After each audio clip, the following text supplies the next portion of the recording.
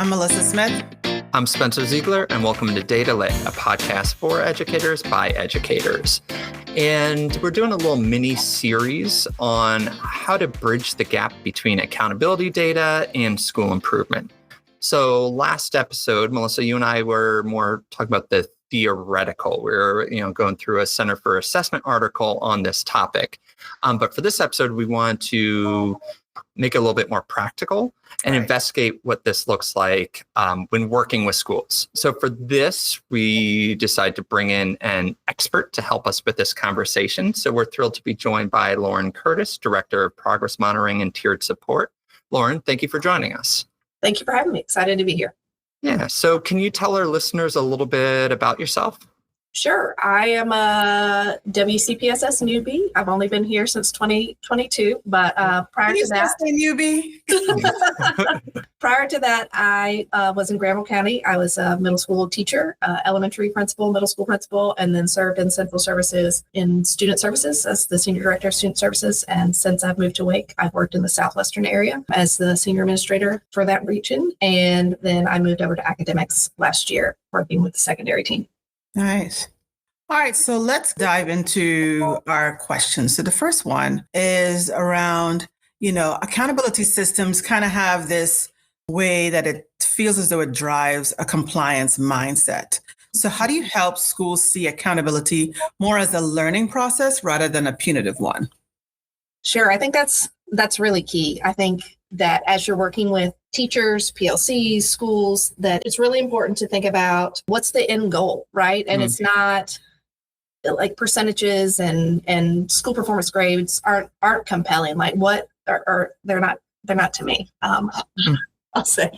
I think that sometimes that's not as compelling to our educators as well. But like what do we want learning to feel like and sound like in our classrooms, I think is more compelling and something that's easier to build a vision around. And in doing that, I think that becomes more like I want to engage in that. I want my classroom to feel like that. I want my students to learn this way. And that's an easier way to get people to engage with the idea of improvement. And it's more about I'm shifting small actions in my classroom rather than this nebulous of like, how does what I'm doing contribute to this growth number that maybe I don't really understand where it comes from. And so I think when we think about attributing that improvement to what are the changes I'm making in my practices as an adult, and then how that might contribute to that bigger, more nebulous picture, that helps people feel more comfortable and more willing to engage. Yeah, I like that. And it makes it so much more tangible too. One of the things about accountability data is it can be somewhat abstract. We use an analogy sometimes that some of this, be it like school performance grade or some of these EVOS metrics, that they're kind of like a credit score, where it's really helpful. If you never look at your credit score, there might be some big stuff that you're missing. But you also don't improve your finances by like looking every single day or trying to crack the code about how it's formulated. You try to let it point you in a direction and think about, something that's more compelling. Like you say, like, if I, set my alarm 10 minutes earlier, I won't have to get coffee at Dunkin' Donuts every single day. And then that becomes so much more practical. So that's what I'm hearing a little bit with your response. So when you're trying to make it more compelling, we're a little curious about just how you communicate. Because I think sometimes that the high stakes nature of accountability reports can be overwhelming at best or like anxiety inducing at worst. So what are some of the strategies you use to communicate this stuff in an appropriate manner? Yeah. For me, there's a couple of strategies that I've used that I think are helpful. One is just a sense of vulnerability, right? Like I do not enter this space carrying all the answers. I do not enter this space to fix or to tell you what you're doing wrong. Nobody holds all of that context, right? Because if you're working as a school leader or the leader of a PLC, like you're not in every classroom every moment. You can't carry the context of everything that's happening in that room or within that school. Everyone has their lens, right? So I think a place of wanting to be curious and be vulnerable and accept like I can't solve the problem by myself. We have to solve it together is really key. I think that when you enter a space like that, it's not then an I'm telling, but I'm here to partner and solve together. And I think that's really key, because having worked in a low performing school, you can't fix every problem immediately, right? And so instead, it's a matter of how are we going to build our efficacy as a group to support our students. It sounds like, a little bit of do a little every day, and then you kind of tackle the bigger problem, right? It also reminds me of, how we've done an episode around thinking of assessments of learning and thinking of assessments for learning. This reminds me of accountability for improvement. When we see the school performance grades, it's normally accountability of the improvements. But what would that look like, or how can we help folks kind of, in the meantime, in the space between one SPG result and another one, how can we help folks see more of using accountability for making improvements? Like, how can we learn to look at our results and then examine them, and then use that to be like, okay, how can we tweak this, get better, change, make small tweaks? Because like you said, it's the small tweaks that will eventually get us to where we're going. Yeah, we used to talk a lot about drive, Dan Pink, and that am I better today than I was yesterday, right? In my school. And I think that's key. And sometimes we look at those big school improvement goals and it's like, we're going to do this at the end of 2 years. Well, what does that mean we're doing in November? Yeah. Right. And how are we monitoring whether or not it worked or not? Yep. Worked or not? And then based on that, what are we doing in December? And where do we want to be at the end of the first semester, end of the second semester? I think breaking down those big goals into really small actions is really key. And that's sometimes lost in that improvement process. And I think is really important. And so in working with schools, I really encourage them to think about, okay, you set this goal for here. What does that look like? If it's a 2-year goal, what does that look like at the end of year one? Okay, great. Now let's back it even further. What does that look at the end of semester one? We can't say, I want to have fully implemented small group instruction by June 2027 without knowing what that looks like in December 2025. So what are the actions that are contributing to that along the way? And how do we know whether those actions have been successful is really key. I like that. And it all these accountability reports, because of the purpose that they serve on this giant scale, they're boiling down these giant things into just one letter, into one number, into one color. And I think that can be dehumanizing. And I'm here, just when you get down to the more specifics, I think that helps reduce some of the anxiety. And I also noticed just when both of you were talking, you kept using the pronouns we when you're having these conversations instead of, you. And I think the article in the last episode that we broke down, they really tried to stress that shared responsibility kind of piece. So I think that's helpful to stress that vulnerability, like you said, Lauren, and just that we're all in, this is not your data, this is our data. And we're all in it together to figure out what to do differently next week, next month, whatever it might be. I think it also allows you to celebrate successes along the way and feel like you're making progress. And sometimes when you have audacious goals and you don't stop to celebrate and you don't recognize we did this thing and this was a small improvement, but we did move the needle. If we don't stop and celebrate those things, we can lose momentum. We can lose the the compelling thing we were working on. We can lose that if we don't stop to celebrate. And I think that having really small, really clear actions allows that to be celebrated. Yeah, and there's and finding those opportunities within these reports, moving as quickly as possible, perhaps moving beyond the label to the specifics, like going from EVOS, moving from the big value added label to, okay, let's look in the diagnostic. And for everyone, you're usually able to find one group that hey, you did well with this, the low lowest third, middle third, or this student group, or wherever it might be. Same thing with like maybe going into like the IRR reports or something, you know, finding those opportunities to celebrate. Yeah. Yeah, that seems important. So as we talk about reports, you know, one of the things that we encourage folks to do when they start to tease apart their data is to look at these disaggregated reports. So how might you support schools so that when they're using these disaggregated reports, they're using them in a productive manner rather than in a stigmatizing manner? Yeah, I think that's a really tough one. I think that culture, like, of that space is really important. And so I worry when I hear people, you know, say, oh, I told my teachers to go look at their EBOS reports. How are we supporting folks and having those conversations? And how are we ensuring that it feels safe? It can feel scary. It can feel like you're being called out. It can feel like you're being compared to the person that's in the room next door. And, oh, I am worried because my data doesn't look like that person's data.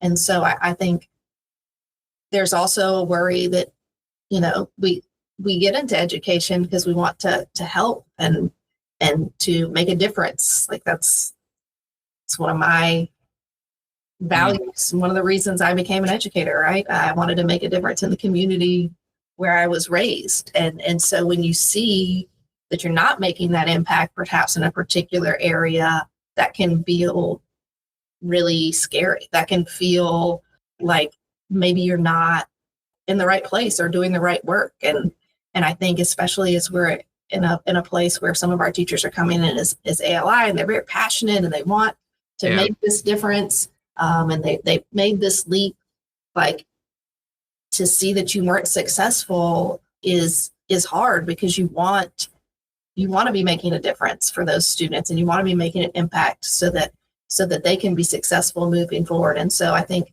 acknowledging that up front, again, like being vulnerable and acknowledging, like I know I talked about vulnerability before, but I think acknowledging that from the beginning and saying we're going to see some things here maybe that aren't what we want to see.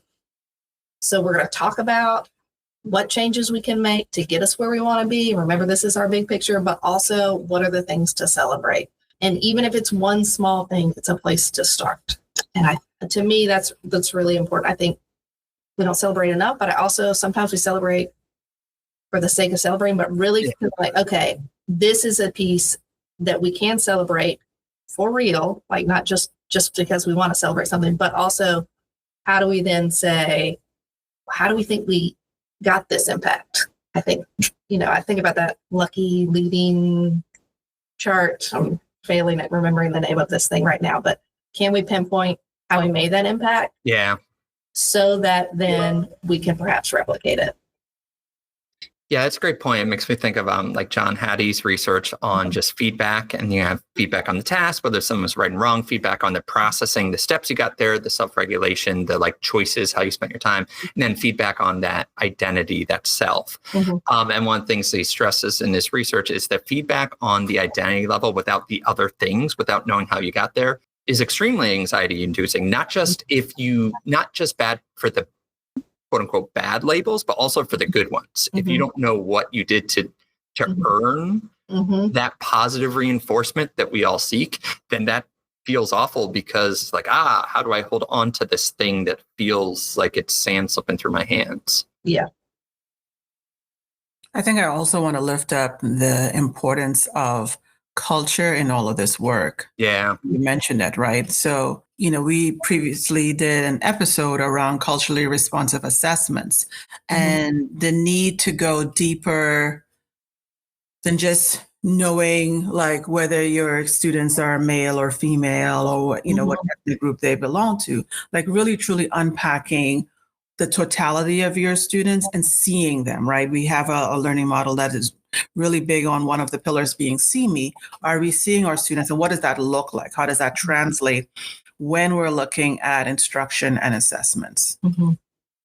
Yeah, and it seems like a recurring theme through this conversation is just that these skills are as much a empathetic skill and an interpersonal skill than it is like a data literacy skill. And I can wrap my head around that a little bit. Like if you're at the school level and you're saying, okay, I need to build this data culture so that we're safe, that it is that shared responsibility of everyone, that we're kind of working to not take personal on that. But how do you do this then when you were in the Southwest area and you had like 20 schools, or right now and you have, 200 schools or something like that? Like, how do you work to ensure that there is that strong data culture before you start talking about the accountability data? That is tough, but I think we're working really hard on our team to build that.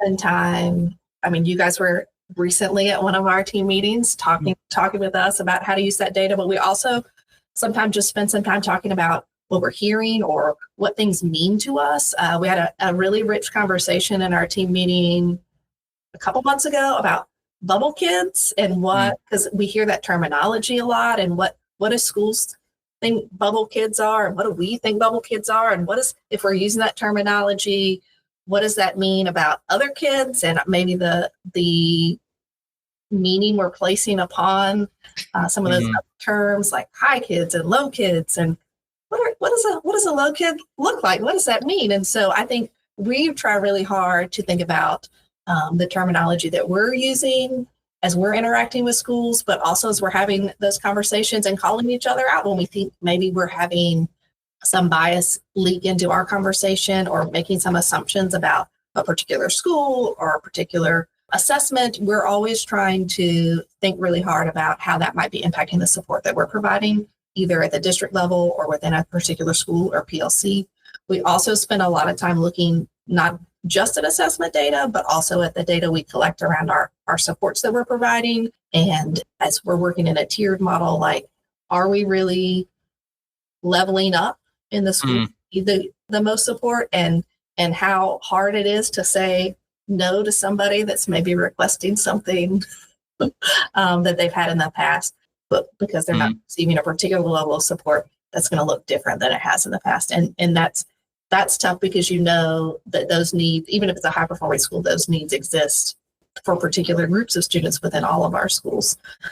So I think for us, having a strong data culture means really pushing ourselves to think not just about the results, but what are the things we're doing along the way, and are they having impact? So similar to what I spoke about earlier, like with a school and what are the small actions, we're talking with our CTs every week. What are the actions we're going to take this week with this particular team that we're working with, or this particular teacher?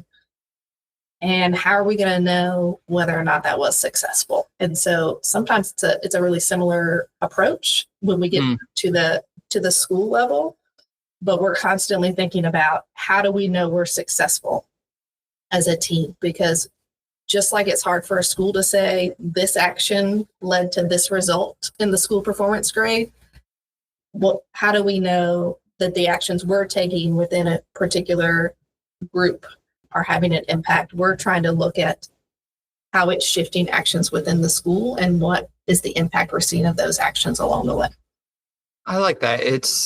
Accountability data is just so zoomed out. Like we use the metaphor, that satellite kind of view, oftentimes. And that's helpful because it can help you see systematic issues that otherwise you'd just be putting out like one fire after another fire, not realizing like, oh, this is bigger than just these one by one.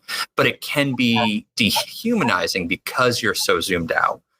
So I like hearing what you're saying about just thinking about the processes in place to make sure that these schools or teachers or kids are not just reduced to the labels that come out of these accountability ones. So kind of bouncing between that top down and that bottom up seems helpful. I think it also reminds me too of that we model, right? It is one thing for us in Central's office to kind of look at accountability data and then look at schools and be like, oh, well, what are you doing? But it's so refreshing to hear about the look at let's measure the impact of our work, right? So we're doing the same or similar, maybe it's not the same, but similar school improvement work. We're doing, central service improvement work. Like, how can we improve ourselves when we're supporting schools? So I love to hear about that. Yeah, maybe that exhibits some of the vulnerability that Lauren, you were talking about before, and some transparency. Just that like we're doing the same thing from our vantage point, and that shows that we are all in this together. Yeah. I think this is all important because so there's a phrase that I think SAS uses sometimes when talking about EVOS, that EVOS will tell you what happened, not necessarily the how or the why. And these things to try to investigate that how or the why can help you to kind of understand by looking at the other data. So in addition to the state test scores and grades, what are some of the more useful data sources that have helped you or your schools make informed decisions? What are you putting alongside this data that we've been talking about so far? I mean, it's got to be the voice of our students, of our parents, of our teachers, right? Like if we aren't actively seeking that and listening, then we're not, again, that context is key, right? And we don't have that full context when we look at a set of numbers. And so I always encourage my folks to, have you talked to students about this? You're thinking about this change, or you're wanting to increase student engagement. What does that mean to you? But what does that mean to your students? Like, if we're not asking them, then we're probably not going to be pointing our improvement efforts in the right direction. And I think that's true for our teachers as well. I think it's true for our parents. I think that we have to listen. We have to ask really great questions and then shut up. I like that. And that's really hard because you want to explain or justify or answer their questions, and you just have to listen. And then you have to figure out how to put that into something that's pointed in the right direction to improve your results. I really appreciate when my high schools have students on the school improvement team, and it's even more exciting when you see that going down to middle and even elementary. Like those students are capable and more than capable of participating in those efforts. And it's very exciting to see them there and engaging with that data and adding to the context and the rich conversation that happens in school improvement team meetings. But even if you don't include them there, there's just so many opportunities to have their voice included. Is your advice ever as explicit as we have some measures? So, encouraging schools to use like their student survey data or their teacher working conditions data or their parent panorama survey data. Is it ever as explicit as look at this data alongside the others? Absolutely. I think what we often get after examining that is more questions, right? And that's when I say, if that's what you're wondering after looking at this data, then who are you going to talk to about it? And how are you intentionally selecting voices that maybe you might not have seen represented, or being sure that you're including all at that table.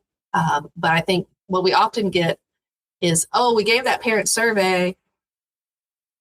This showed up in there. Let's give another survey to try to figure it out. And you still don't, don't get the answer you wanted. And instead, maybe you should have asked 5 parents the same 3 questions. I asked a group of social workers that I supervised in a previous role, like, okay, the next 10 parents that you talk to, I want you to ask them these 3 questions. I forget how many it was, to get some feedback on our support.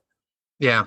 And it can be that simple. Like you don't have to assemble a focus group necessarily. You can, that would be great. But sometimes it's just the next 10 people you talk to on the phone. Yeah. Ask them these 3 questions and record their answers. Don't send them a Google form. Ask the question and listen and write down their answer. Yeah, there's a few things there that strike me. I love hearing that. One, it occurs to me just that part of the value of perception data is just that it can be really actionable right away. That like whatever that question is, like, do you feel welcomed when you walk into those doors or something? When you get those responses, you can think of a lot of things to start doing differently tomorrow in a way that it's hard to say, like, our growth index is negative 3.13. You know, that is somewhat abstract. So perception data can make a lot of this very tangible.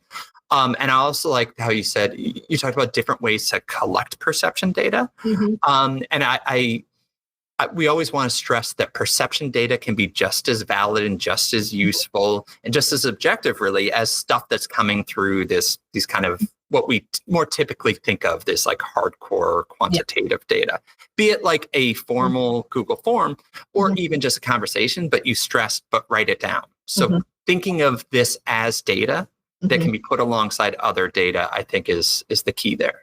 Yeah. I think the other piece is being in classrooms as much as possible. We have the unique opportunity on our team to get to go in a lot of classrooms. And in that adds to the picture, and it helps narrow in on where that next step is. We've been working with a lot of schools on learning targets, right? Like 1.1 in our walking tool. And people are like, well, what do I do once they get it up there? I'm like, okay, we did it. They're on the board. Yeah. Yay. And so really digging into, okay, what does this look like when a teacher references it in class? And so sometimes it's even like understanding as a school team, okay, oh, that's an example of how somebody could reference it, or that's an example, or I hadn't thought about somebody referencing it that way. And so helping them move that learning for teachers forward, so that instructional practice begins to impact student learning. And so without being in there, without building that alignment on what that looks like, both for like a group of administrators of school, but also a PLC is really key, because we may think that we all have the same definition of something, but until we see it together and talk about it, we probably don't. And while you're there, you can just, like ask the kid, like, hey, what are you supposed to be doing for this? And see if they have like registered that learning target. I think sometimes we want to build these elaborate systems or buy these expensive assessments that could be replaced by just kind of asking kids just how it's going with them. What are you learning? How do you know you got it? Yeah. Why is it important? Yep. Ask kids those questions. All right, Lauren, thank you so much for your insights about connecting accountability data to school improvement. Yeah, you're welcome. I think we learned a lot. I think you summarized some of the key things that we've been talking about in terms of bridging those two worlds, right? It really is the getting in there and the importance of building culture and trust and the way we talk about it, and just setting those small goals and chipping at it, little by little until we get to it. Yeah, I love it. And thank you to Millbrook High School's Tremont Ponton for the theme music for this episode. And thank you, listeners, for tuning in. If you want to learn more, our website is linked in the show notes, and you can email us at datalit@wcpss.net. Thanks for joining us. Bye.